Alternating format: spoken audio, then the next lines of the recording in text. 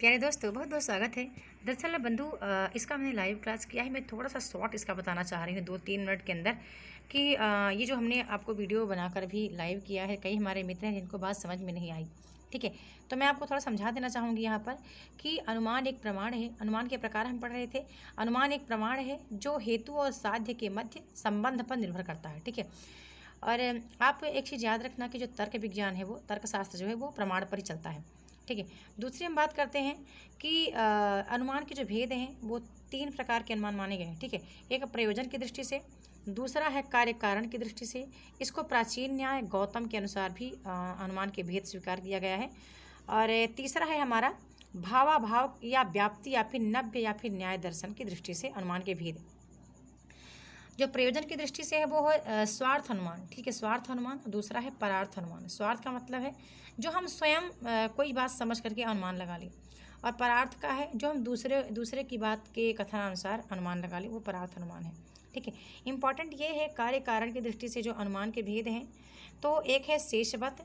ठीक है, शेषवत का आप शेष धन वत को आप समझें, तो यानी शेष का हमारा यहाँ पर हम अपना आशय स्पष्ट करेंगे क्या होता है।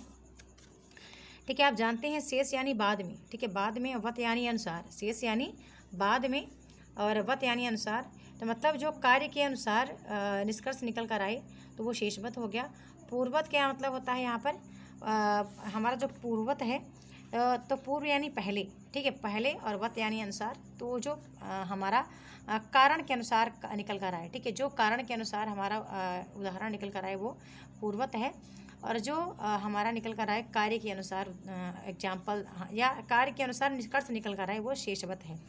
ठीक है, यदि मैं आपको यहाँ पर थोड़ा सा समझा दूँ बंधु कि इसकी परिभाषा क्या है, शेषवत की परिभाषा क्या है, तो आप ये समझ लेना कि जब कार्य को देखकर कारण का अनुमान लगाया जाता है तो वहाँ पर शेषवत अनुमान होता है। यानी जब कार्य को देखकर कारण का अनुमान लगाया जाता है तो वहाँ पर क्या है, शेषवत अनुमान होता है। और शेषवत अनुमान, मान लो कि मैंने कहा कि गीली सड़क पर, ठीक है, सड़क पर जो कार्य है, यानी सड़क कार्य हो गया कि गीली सड़क पर हमने देखा कि गीली सड़क को देखकर हमने ये अनुमान लगाया कि रात में वर्षा हुई होगी। ठीक है, तो ये जो है ना, ये क्या हो गया हमारा, यहाँ पर कारण निकल आ रहा है। हमने कार्य को देखकर कारण का पता लगा लिया।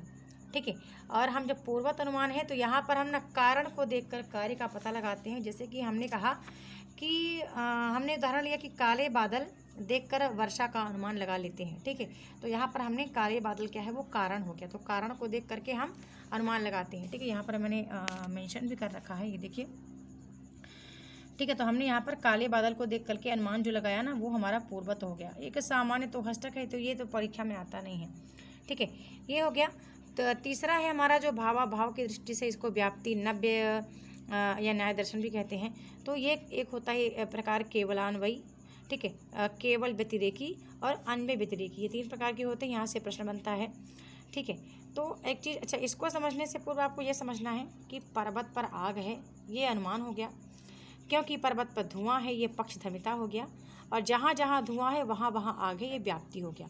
आप व्याप्ति का मतलब जानते ही हैं कि जो ज्ञान, जिसका हमें पहले से ज्ञान हो। ठीक है, जिसका हमें पहले से ज्ञात हो वो व्याप्ति हो गई।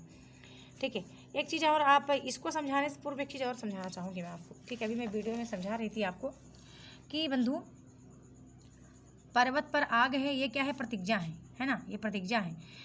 क्योंकि पर्वत पर धुआं है, ये हेतु हो गया, हेतु कारण को ही कहते हैं। और तीसरा है कि जहाँ जहाँ धुआं है वहाँ वहाँ आग है, ये व्याप्ति हो गया। ठीक है, क्योंकि आप जानते हैं कि धुआं और आग का कनेक्शन है। ठीक है, धुआं और आग का कनेक्शन है, ऐसा नहीं कि आग है तो धुआं नहीं होगी, धुआं है तो आग नहीं होगी, इसलिए ये व्याप्ति है। अभी हमें पहले से ज्ञात है बात। ठीक है, कि जहाँ जहाँ धुआं है वहाँ वहाँ आग है। पर्वत में धुआं है, ये उपनय हो गया, और इसलिए पर्वत में आग है, ये निगमन हो गया। तो ये निष्कर्ष निकलता है। निगमन किसके आधार पर निकलता है, प्रतिज्ञा के आधार पर ही निगमन निकल कर आता है।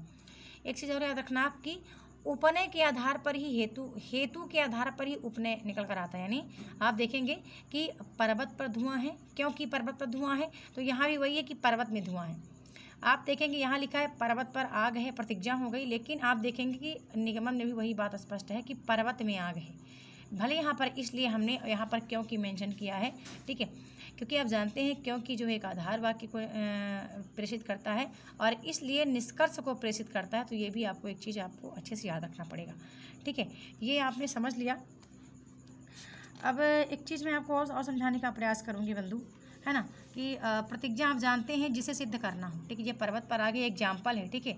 इसका यदि मैं आपको बताऊं परिभाषा तो आप समझना कि प्रतिज्ञा किसे कहते हैं, जिसे सिद्ध करना है उसे प्रतिज्ञा कहते हैं। हेतु किसे कहते हैं, तो हेतु होता है मतलब प्रतिज्ञा पर बल देने के कारण ही हेतु का विकास होता है।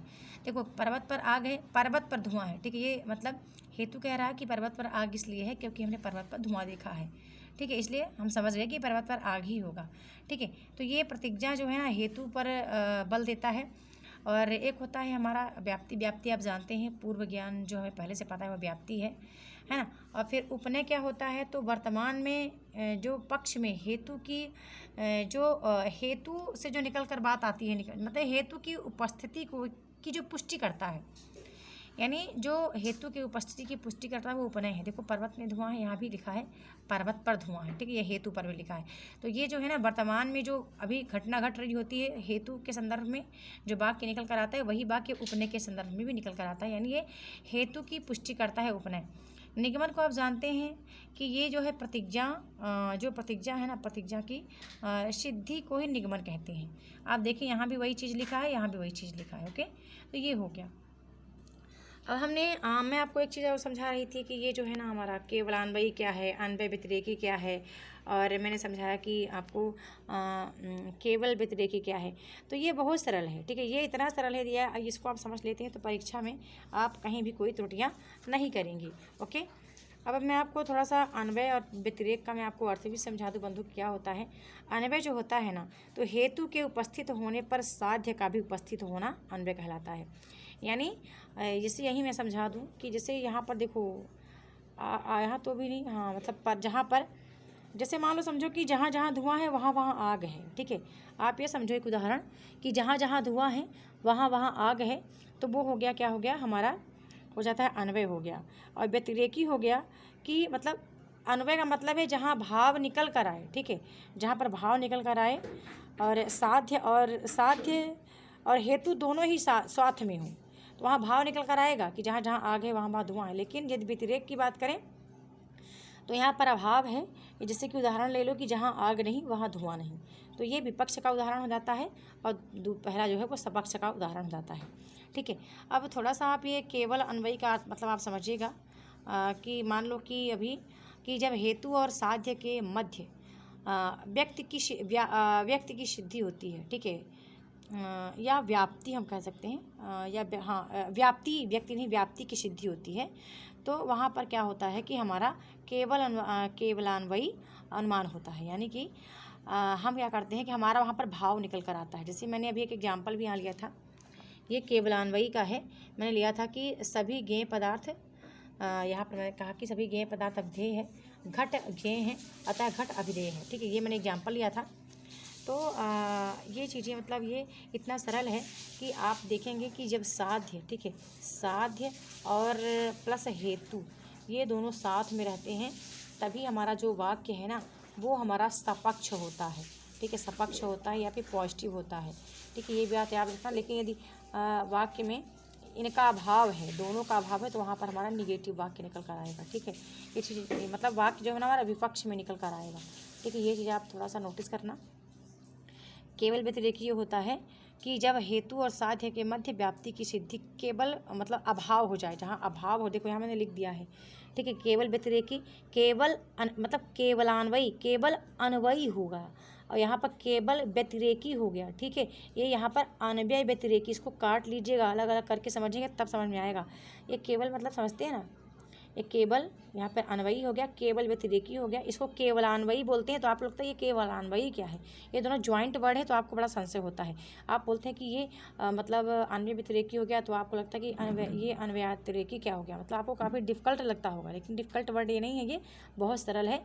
यदि अन्वय का मतलब आपने और व्यतिरेक का मतलब समझ लिया तो आप इसके अर्थ को बहुत अच्छे से निकाल पाएंगे और समझ पाएंगे, ओके। इसी को मैंने थोड़ा सा बनाया था, अभी वीडियो काफ़ी बड़ी हो गई है, माफ़ कीजिएगा। मैं बात को जो रखना चाह रही हूँ वो वो मैं शायद रख नहीं पा रही हूँ। एक चीज़ और कह रही थी कि आप अनुमान, उपमान और उपनय, इनके भेद को आप ज़रूर समझिएगा। यदि इनके भेद को आप समझ पाते हैं तो भी परीक्षा में आप बहुत से ऐसे प्रश्न आएंगे जो अनुमान, उपमान और उपनय में, तो आप अंतर स्पष्ट करवाएंगे। ओके, और बताना मुझे हेत्वाभास के प्रकार आपको आते हैं कि नहीं आते हैं, तो मैं उसका भी एक वीडियो बना दूंगी उसके प्रकार से लेकर के। ओके, बहुत बहुत धन्यवाद।